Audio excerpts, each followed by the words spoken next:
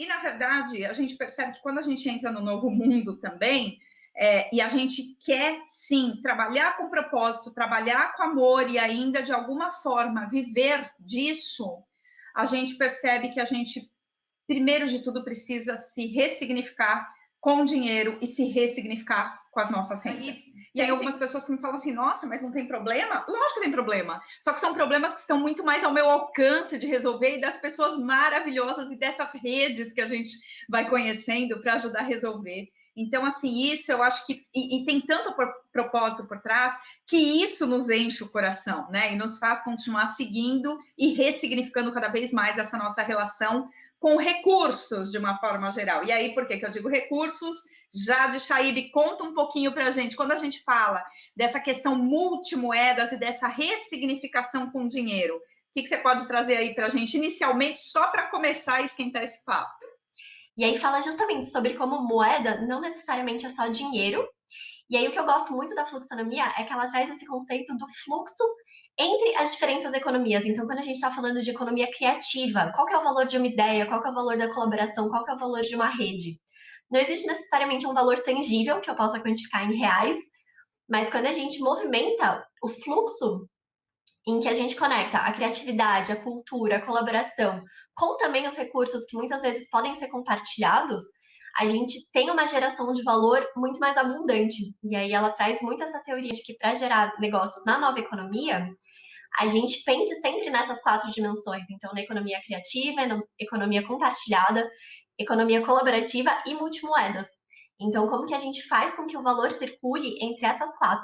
E que a geração de valor está justamente em a gente não focar só em, eu preciso enriquecer, ou seja, eu preciso ganhar só recurso material tangível, mas sim um enriquecimento que passa pelo tangível, sim, pelo dinheiro, pela matéria, pelos bens materiais, mas também por uma articulação em rede, pelo aumento do seu saber, pelo estudo, pelo conhecimento, por coisas que crescem de forma exponencial e não necessariamente são fáceis da gente colocar em valor fechado de dinheiro, de reais. Pode trazer um pouquinho o que aconteceu para ter sido tão forte? Como que você se percebeu lidando com o seu dinheiro e com a sua relação com o dinheiro? E o que mudou desse ponto em diante?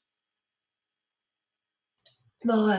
Bom, eu acho que é interessante trazer um pouquinho da minha história, já que a gente vai trazer esse contexto. Então, eu venho de um contexto de bastante privilégio, de uma família que não teve dificuldades financeiras, tive um acesso bom à educação, a recursos no geral. E aí, em determinado momento, nesse momento de empreender, foi um momento relativamente mais crítico de que a gente, enfim, começando o negócio, a gente começando lá Talk Before, muito num sentido de, bom, a gente vai doar nosso trabalho, vai doar o melhor dos nossos recursos intangíveis aqui e ver o que vai acontecer. E aí, nesse processo, aconteceram muitas coisas. Entre eles, eu cheguei a trabalhar numa companhia independente de teatro. Isso me ensinou muito, assim, sobre a relação com o dinheiro. E justamente sobre essa transformação entre o que é intangível no tangível. Então, eu gosto de brincar muito que, na prática, a gente, entre outras coisas além do teatro, vendia alguns brigadeiros para sustentar justamente esse trabalho.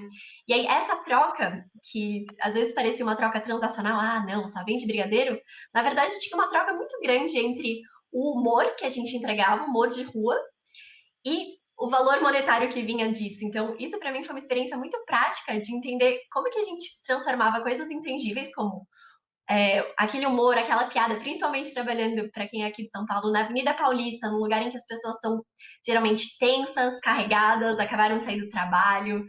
E, enfim, às vezes o humor não é uma coisa tão presente no dia a dia do trabalho.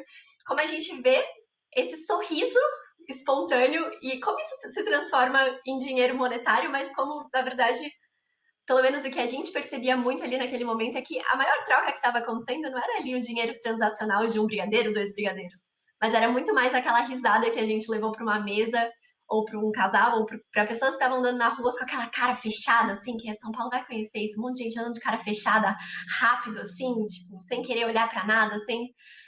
Mas tem que estar aberto, né? Você tem que estar aberto e você também não pode ficar acumulando as coisas. Eu não tenho riqueza, né? O que eu recebo, eu transmito, não sei. Eu dou também. Eu não consigo acumular riqueza, não consigo conceber isso. Eu acho que a gente né, um fluxo assim que a gente pode ajudar a fazer. A gente é um canal. Essa é a palavra que eu queria lembrar.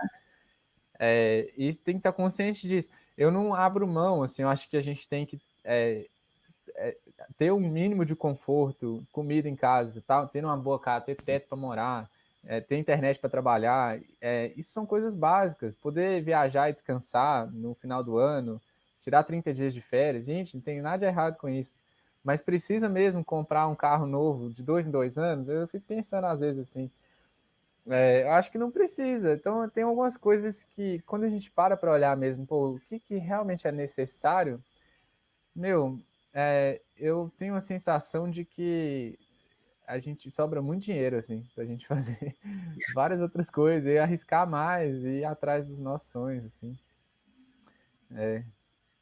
Eu também preciso reconhecer que eu faço os meus planejamentos financeiros. Não é que eu tomo decisões irresponsáveis. É que, exatamente pelo fato de fazer bons planejamentos financeiros, dá para perceber que você não está tão insegura financeiramente falando.